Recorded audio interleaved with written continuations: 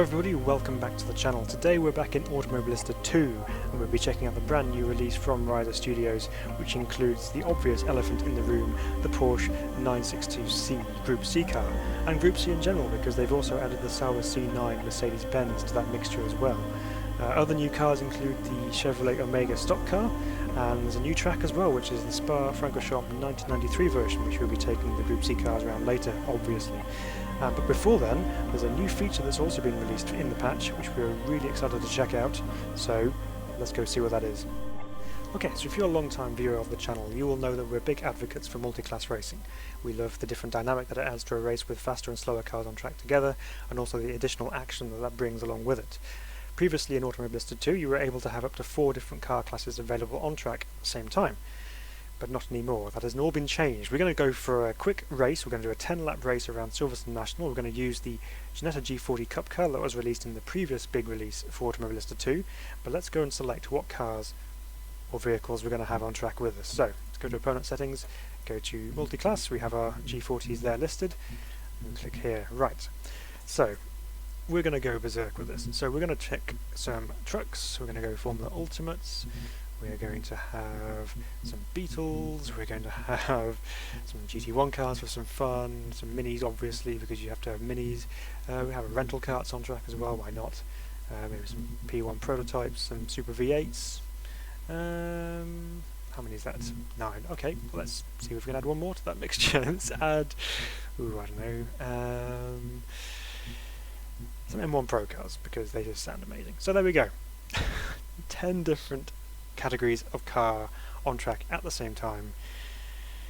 Yeah, this could be interesting to say the least. So, we're going to save that, and we're going to load in, and go for a race. So there we have it. Look at that fine array of vehicles we have in front of us here. Now I appreciate we're probably not going to get 10 laps in because these Formula Ultimates are rather quick and we're going to get lapped several times being such a short track. However, can all these cars coexist on the same piece of tarmac and not cause World War III? Let's find out. Okay, so we're on the grid in our Ginetta. Let's go racing. Not a great start. I've dipped the clutch again. Oh, the minis are flying past us. I don't think they've arranged us in speed order because there goes a massive truck. I didn't see the carts on the grid, so I assume they must be in the back somewhere. But we'll find them hopefully at some point. Battling going on at the front. The Beetles are holding up the trucks into the hairpin.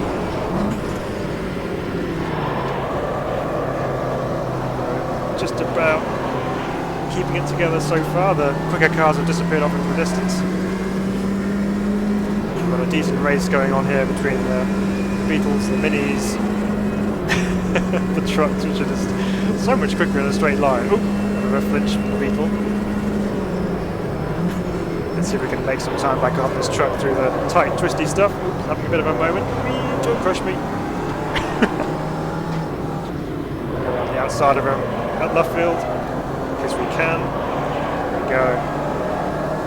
Come on, little Ginetta. Let's go. Well, that's one lap completed, and we're all still alive. Even those behind us. Round of this Beetle's copse.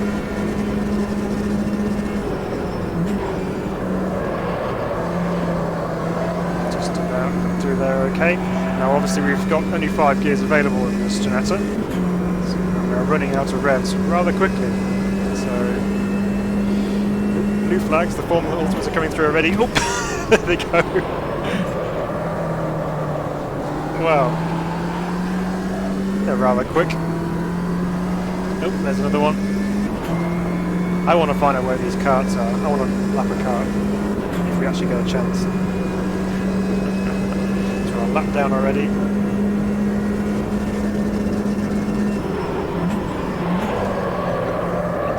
Brooklyn's all deep. The Ginetta is fun to drift, so just enjoy the slide for now. Now, of course, there are other upgrades which Reiza have brought in this patch, namely regarding to some physics, force feedback adjustments as well. Can happily report that the force feedback feels really, really nice, so made some good tweaks and made it even better than it already was. This is only a bonus. So here we go through cops once again. Everyone's kind of disappeared behind us somewhere, so a bit of no man's land at the moment, but that's okay. We're staying out of trouble.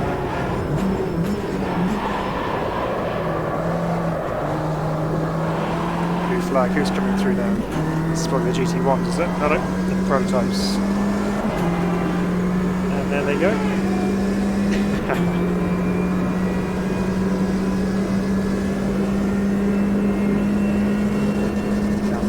Once again, this time we'll brake a little bit earlier.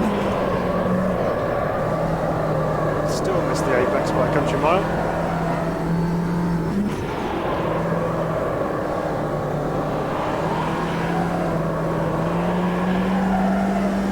So good to drive this thing. Should have changed my gear ratios really, but it's okay. We'll live with it. More blue flags. Ah, yeah, the Formula Ultimates are back. That's twice.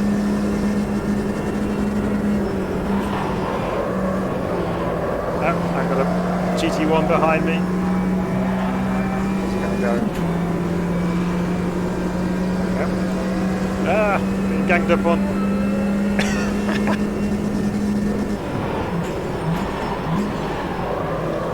So far, they're getting past me without too many troubles.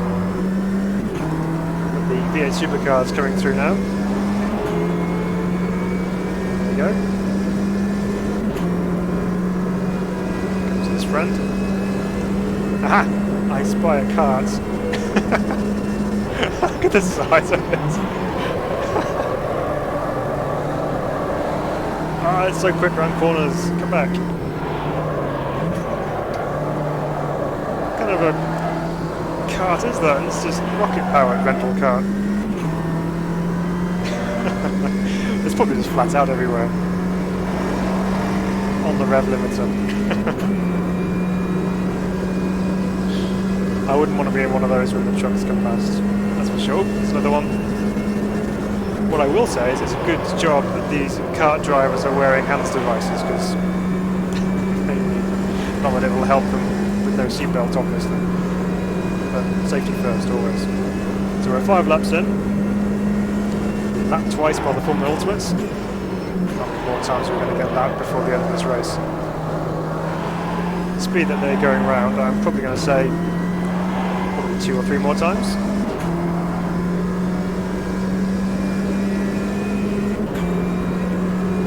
So far, everything's stacking up and holding up very well. They've made some adjustments to the AI as well, so that's good. They seem to be working reasonably well. I mean, obviously there's a few flinches when you have faster cars going through, but in general they seem pretty well behaved. Oh, lapped again. I'll put him on lap 8, so M1 Pro cars. Ah, listen to those. They sound so good. Ah. They are terrifyingly quick compared to something like this. But they're getting through okay. Very impressed actually. Last time we did something like this, it was not too bad either. There were some moments where it was a little bit sketchy, but in general, they're all behaving very nicely indeed. Looking forward to doing some crazy, more crazy AI races with this this setup with 10 different classes available. So, big well done to the guys at Reiza. This is an excellent addition as far as I'm concerned. More blue flags. Prototypes trying to squeeze their way through. They're certainly taking their chances, that's for sure.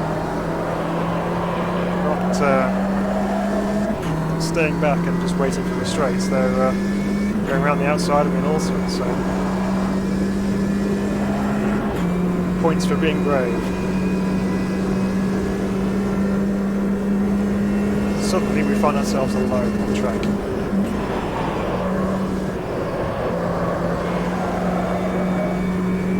We managed to get 7 laps in before race is over. Will we get lapped once again by the Formula Ultimates, I reckon.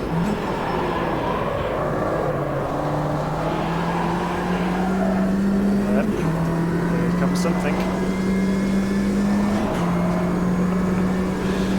It's going to not bother looking at my mirrors, it's going to drive down the middle of the road and hope they avoid GT1s. Seaters.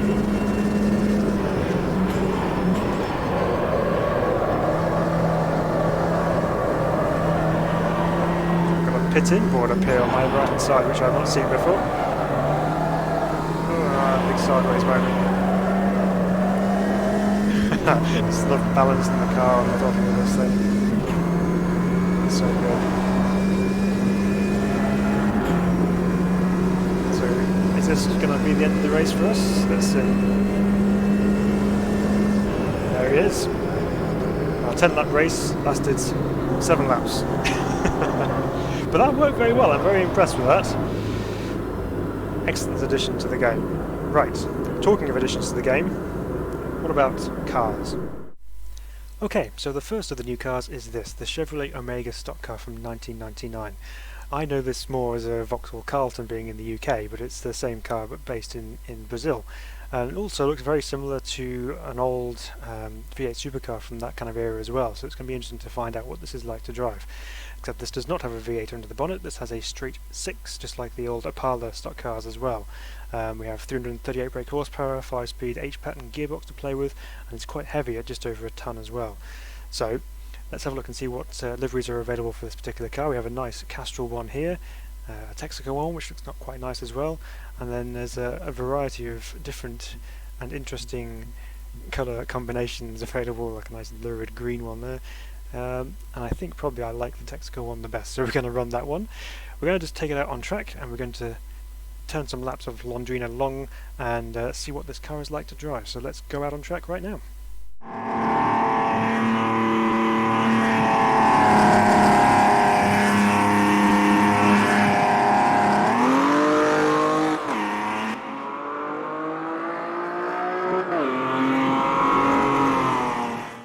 Okay, so here we are batting along in our Chevrolet Omega. Straight 6 is purring away in front of us. Now the first thing that I noticed with this car as we come into the long version of Londrina's first corner is that the gearing is rather odd.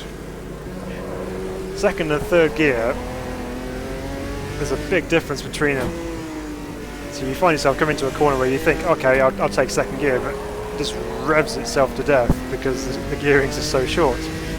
And then you shift up to fourth and the revs die. So it's going to be a lot of driving using the torque in this particular car, I think, because you find yourself in fourth and third gear more often than anything else. So aside from the gearing, what's this car like to drive? Well, force feedback feels good. There's a good amount of detail coming through the wheel. It also has a bit of a mixture between understeer and oversteer, so going into the corners doesn't always want to turn in as you would like it to, but you can coax it around with a bit of right foot, which gladly produces some tail happy action on the exit of the corner. So interesting driving dynamic in this car. One that you'd have to spend a little bit of time with to get used to, I think. I'm not going to go down to second here because it would just be too much for it. Rear end trying to swap ends on me all the time. Oh, I cut the corner there, never mind. Into this hairpin up the hill. Again, using the torque. There's plenty of it. Do this really fun chicane. Use the curbs, bouncing a little bit there. It's actually really quite a fun car to drive. Once you get around the gearing and kind of figure out how that works best, it is actually quite fun to drive. So even there, third gear is shifted down to way too early. I daren't touch second through here. But with the amount of torque that we've got involved, you don't really need to. It just feels really odd going into this corner here without shifting down.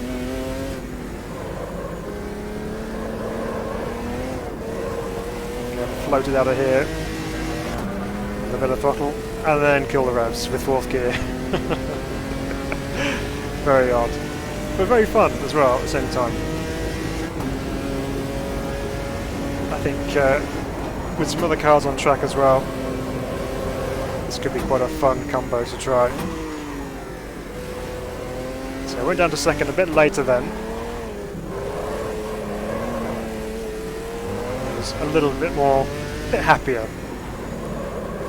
I'm going to leave it in 3rd through here because it's just in between the speeds.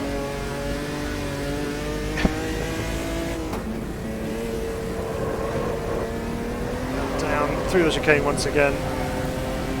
You could feel like you can actually chuck this thing around quite a bit as well. It's it almost requires it just to kind of get around some of the oversteer, so you almost need to be quite positive when you turn in, just to get the car pointed in.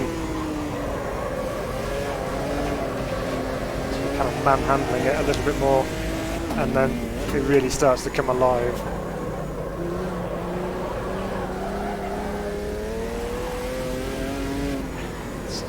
This is very, very good.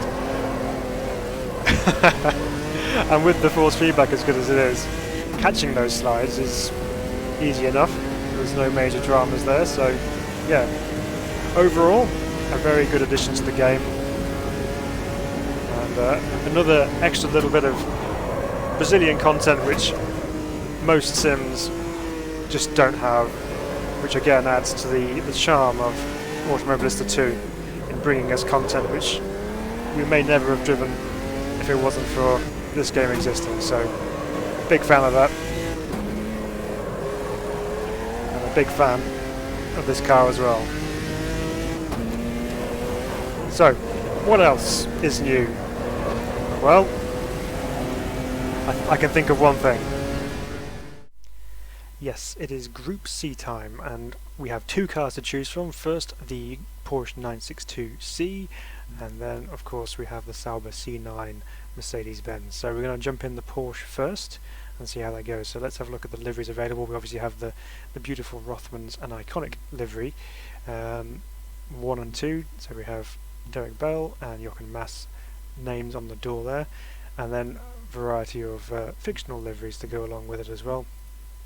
Some which are familiar-ish to some other liveries that you may be aware of, but we're going to go with the Rothmans livery because it's just brilliant. So we're going to take this car out on track to the brand new Spa Historic 1993 version and see how the pair of them get on.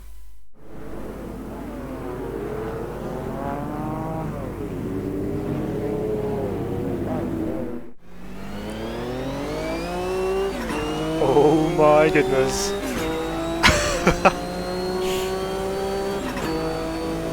Oh wow.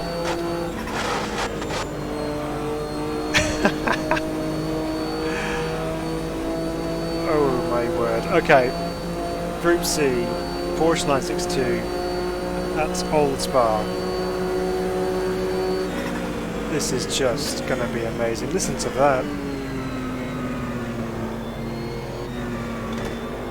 Porsche 962 is one of the most iconic and most successful Group C sports cars in history.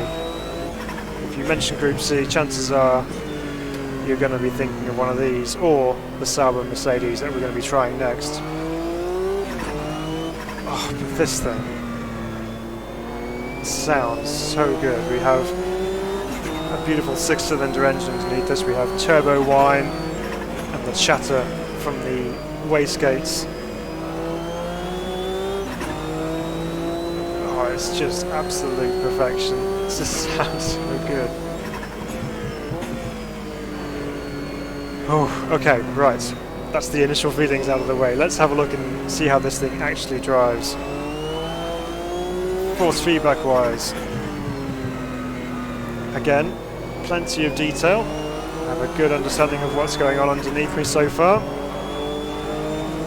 What you do get with this Porsche 962 is a fair amount of turbo lag, this guy goes alongside me. There we go. There you go. So you can put your foot down and have an initial amount of power, and then all of a sudden the turbo boost kicks into the level where it's supposed to be at, and you just ride this huge wave of power, which obviously excites the rear end of the car. Down to the source.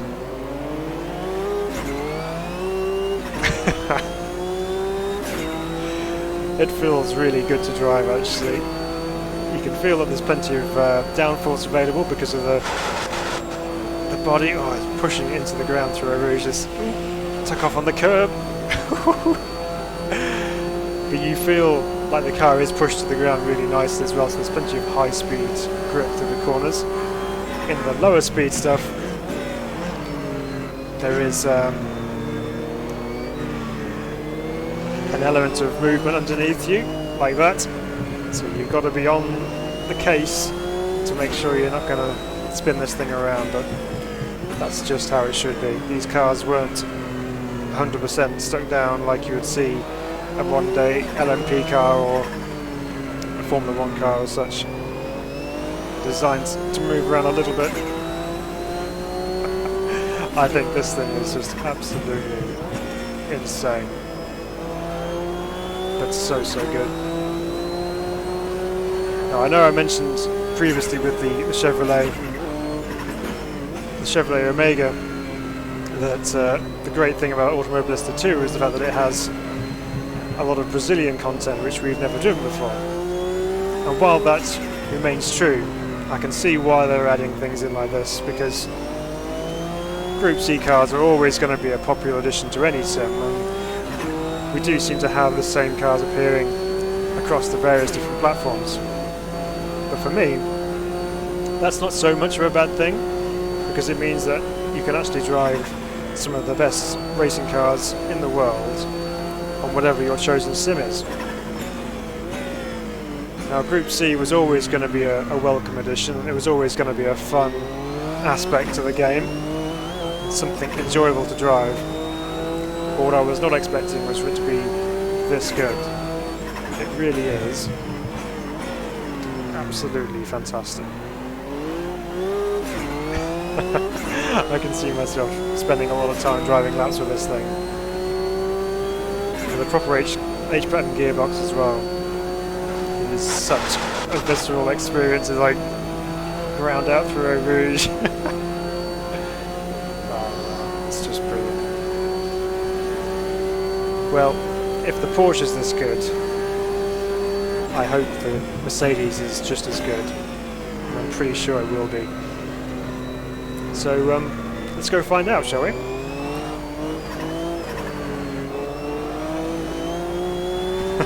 If I can put this thing down.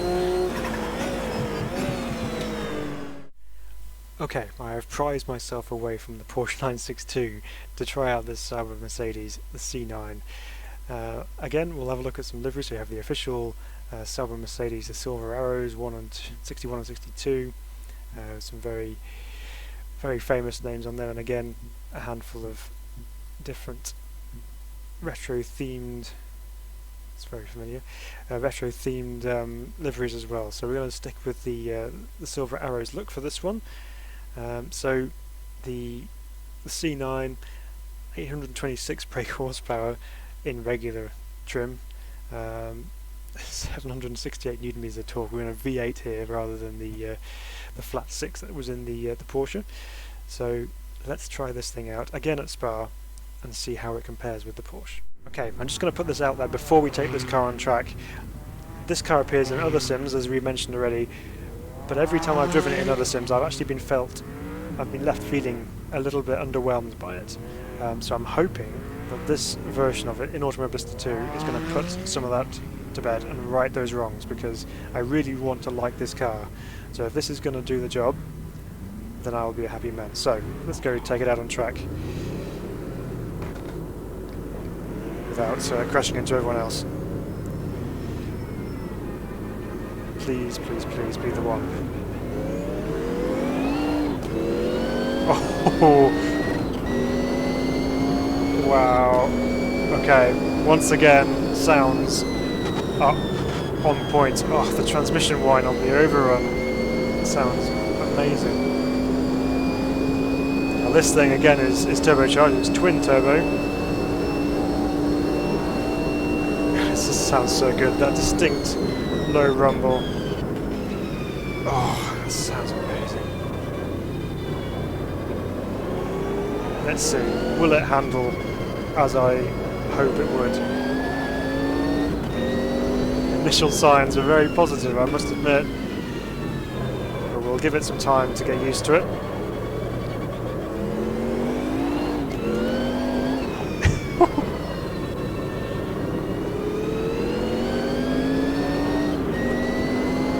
It's a bit of an animal, as you'd expect it to be.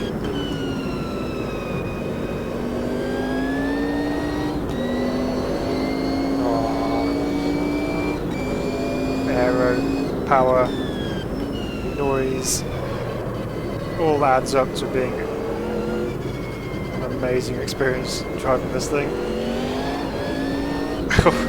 Again, force feedback just as good as it was in the Porsche.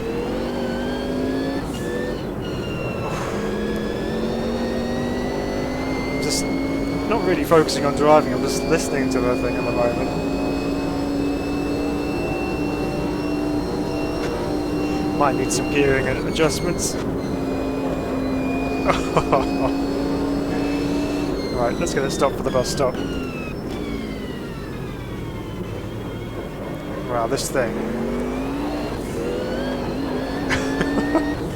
is unbelievable. I feel like my expectations have been realised with this thing.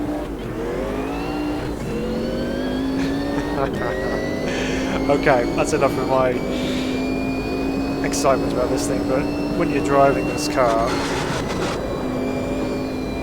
it really does make you feel that way. That's just so good. Right, force feedback again, good. Good weighting. It's nice and tight around the middle of the steering, which is what you want. And again, good detail, you can figure out what the car's doing underneath you. You can anticipate and catch those very snappy oversteer moments when the power kicks in. All 800 horsepower of it. Let's give this other car a bit of a hassle here. Oh. So it's a little bit of understeer, but not a huge amount. But again, this is just baseline setup. We just jumped in the car for the first time. I'm sure you can dial that out, but my word, this is so good. Group C rarely disappoints, and it certainly hasn't in this case. It's quite neutral, really. I mean, I know I said I had a bit of understeer, but in general, the car does grip up quite nicely. Add a little bit of right foot, and everything's well with the world.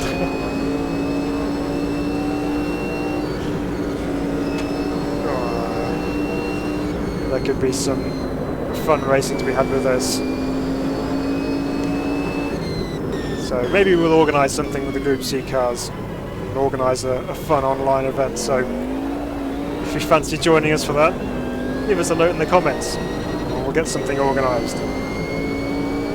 But this is so, so good. As I completely missed the source. Oops. Sorry everyone, just blocking the hairpin after you.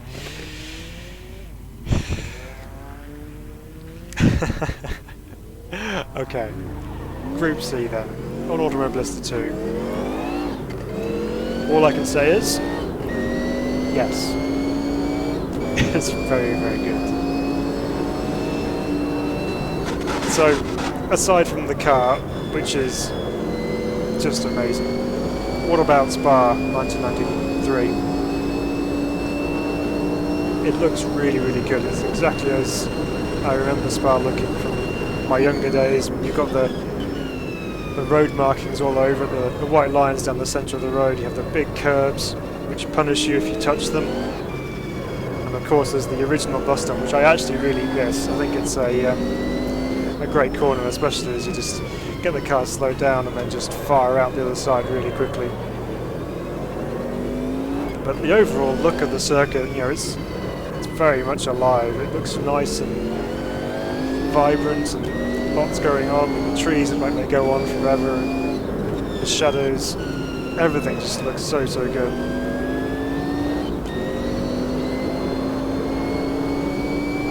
They really have done a great job with this historic version of Spa Francorchamps. Very nice indeed. And it drives nicely as well, but then Spa is always a fun circuit to drive. But what I mean by it's a nice drive, it doesn't have any bumps in unusual places or aspects of the circuit which just isn't right. It really does sit very nicely. Going up to the bus stop now. Gonna get it slowed down, braking on a little bit on the corner there, up over these first two curbs, and then the full power over the last part of the curb. Now it's called the bus stop because before that was installed, it used to run straight through Blanchimont all the way through to La Source, but they had to slow the cars down somehow because it was just getting too quick and too dangerous. And as you can see, it's based on public roads, and at that particular point of the circuit there was actually a bus stop, so they just extended the track through there, hence the name, the bus stop chicane. So the original bus stop. But wow, very impressed. And a great combination again, like it is in the Porsche. But full marks to the guys at Reiza Studios. I mean, they're pumping out content frequently, and it's getting better and better all the time. There's constant updates going on with this in terms of force feedback and physics updates, car updates, AI adjustments. They really are pulling out all the stops to make it as good as it possibly can be, and it's really showing, it's really paying off as well, because it's becoming more and more a go-to sim to drive. So there we go, that's our review of some of the new content that's available for Automobilista 2 in the latest patch. Hope you enjoyed it. If you did enjoy it, please do consider hitting the like button below. It'll mean a lot to us as a channel to know that you guys like the content that we put out. And also, if you haven't already, consider hitting the little red button below. It says subscribe on it, but really what you're doing is you're becoming a teammate of SRB. So if you fancy becoming one of our teammates, hit that red button and you'll be in the team. But until next time, keep on racing, and we will see you soon.